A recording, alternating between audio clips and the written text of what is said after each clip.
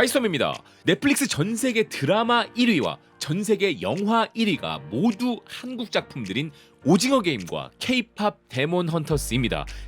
요새 우스갯말로 잠시 떠나 있었던 주모가 휴가 마치고 돌아왔다고 하죠. 진짜 지금 이 시대의 한류는 정점이 어디인지 모를 정도로 끝도 없이 올라가고 있기 때문인데요. 게다가 오징어 게임의 전세계 석권이야 대한민국 사람들만이 아닌 전세계인 모두가 예상했던 부분이지만 조금 더 놀라운 것은 K-팝 데몬 헌터스 아니겠습니까? 그런데 일각에서는 이게 한국 창작자들이 참여했고 K-팝을 베이스로 한 이야기이긴 해도 일본계 회사가 만들고 미국 자본이 들어간 건데 우리가 소위 말하는 국뽕을 느낄 부분이 있나? 라는 의견을 제시하시는 분들도 계신데요.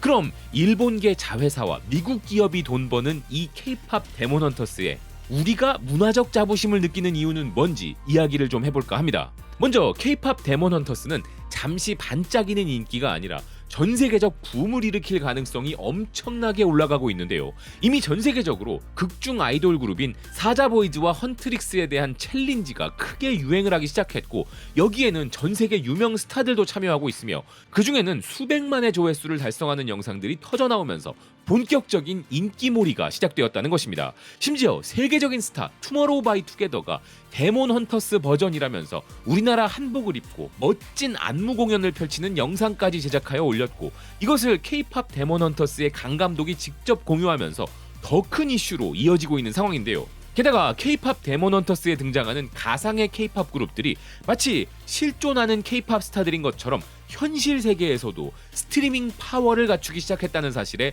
미국 포브스도 주목하고 있었습니다. 스트리밍 데이터 매체 어바웃뮤직의 분석을 보면 세계 최대의 음악 스트리밍 플랫폼 스포티파이에서 가장 많이 스트리밍되고 있는 K-팝 음악 8곡 중 무려 6곡이 K-팝 데몬 헌터스의 가상 아이돌 그룹들의 노래였는데요. 그들이 지금 트와이스나 캐츠아이 같은 실존하는 K-팝 그룹보다 순위가 높은데 심지어 그 중에서도 트와이스의 곡은 K-팝 데몬 헌터스의 수록곡인 상황입니다. 포브스는 이것이 넷플릭스의 효과적인 미디어 전략의 결과물이라면서 K-팝이라는 장르의 인기를 활용하는 데 성공한 것이라 분석했는데요. 그러면서 넷플릭스가 한국의 K-팝을 이렇게 활용할 수밖에 없는 이유는 K-팝은 전 세계 음악 산업계에서 가장 성공한 장르이기 때문이란 것이었습니다. 무엇보다 K-팝은 90년대 이후 전 세계 음악계에서 절대 찾아볼 수 없었던 높은 브랜드 충성도와 팬덤을 자랑한다는 포브스는 그 무엇보다 국경이나 언어의 제한도 받지 않고 다국적 팬층을 가지고 있다는 점이 가장 놀랍다는 것이었는데요. 심지어 그들은 자발적으로 적극적인 K-팝 홍보에 나서기까지 하기에 이런 부분을 잘 이해하고 있었던 소니와 넷플릭스는 K-팝 데몬 헌터스를 통해 실제 K-팝 그룹들의 성공 공식을 활용하여 영화와 음악 두 장르에서 모두 성공을 거뒀다는 것입니다. 자, 그런데 중요한 건 지금 이렇게 넷플릭스와 소니가 우리의 K-팝을 이용하여 많은 돈을 벌고 있지만 우리는 이 영화가 만들어낸 작금의 현상을 통해 저들이 버는 돈보다 더 거대한 것을 취하고 있다는 사실인데요. 생각해보면 K-팝 데몬 헌터스와 관련된 이 모든 현상들은 한국의 K-팝이 가진 거대한 문화적 영향력을 증명하고 있을 뿐이기 때문입니다. 그래서 이를 통해 우리는 K-팝이 얼마나 대단한지 또 얼마나 뛰어난지를 더 이상 어느 누구에게도 설명할 필요가 없게 되어버린 것인데요. 실제로 스페인 매체 아스 역시도 K-팝의 글로벌 영향력이 이제 일시적 유행의 수준을 벗어나 전 세계적 영향력을 가진 문화 현상으로 확고히 자리 잡았다는 사실이 K-팝 데몬 헌터스의 성공을 통해 확실히 드러나고 있다고 평가하고 있었습니다. 이 영화가 K-팝 팬덤을 겨냥한 전략이 성공한 것이라면서 이는 K-팝의 놀라운 글로벌 영향력을 여실히 보여주었다고 보도했는데요. 즉 K-팝의 인기를 놀라워하는 시대는 이제 이미 지나가 버린 것입니다.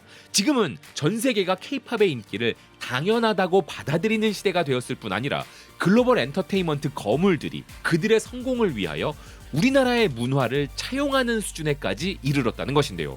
누구든 성공을 위해 뭔가를 차용할 때는 자기 자신보다 작은 것이 아니라 자기 자신보다 크고 우월한 것을 그 대상으로 삼게 되어 있죠.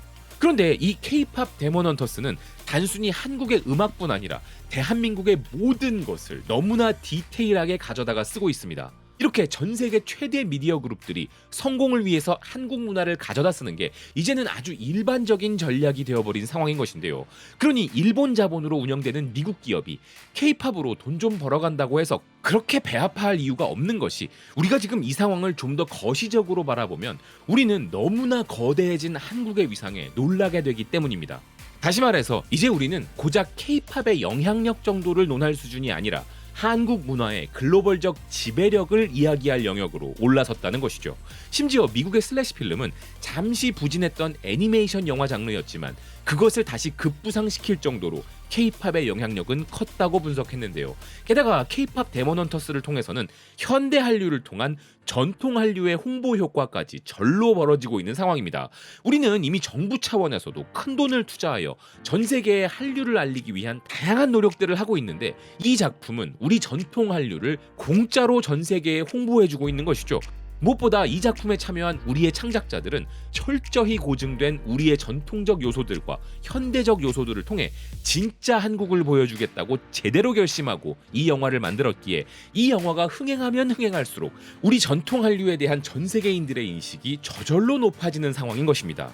미국의 유명 문화 비평 매체 살로는 이 영화에 등장하는 보이그룹 사자보이즈는 한국의 전통 설화에 등장하는 저승사자에서 모티브를 가져온 것이며, 헌트릭스라는 걸그룹은 한국의 무당을 기반으로 만들어진 것이라면서 아주 자세하고도 열띤 설명을 해주고 있었는데요.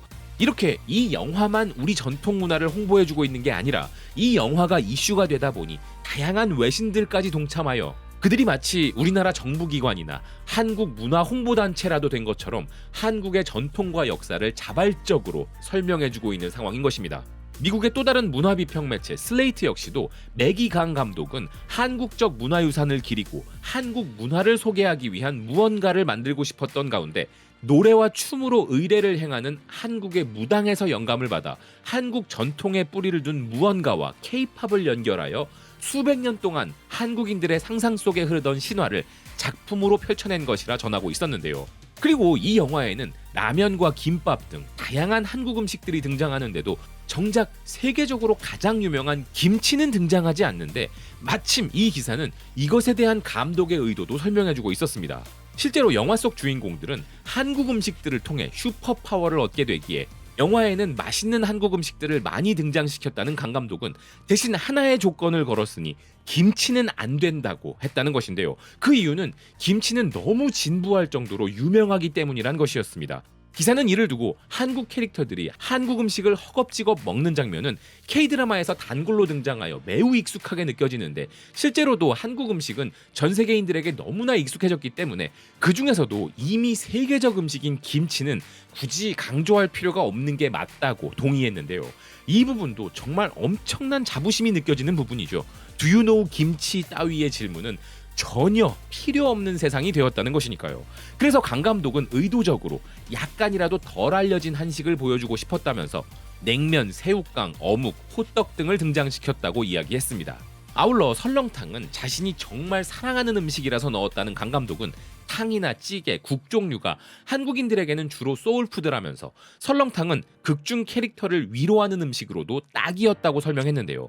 여기에 더해 음식이 담긴 그릇조차 한국의 접시 모양들을 고증하여 냉면은 스테인리스 그릇에 담았고 김밥은 흰색 반점이 있는 녹색 접시에 담았다면서 이를 알아본 많은 한국 시청자들로부터 칭찬을 받았을 때 정말 기뻤다고 이야기했습니다.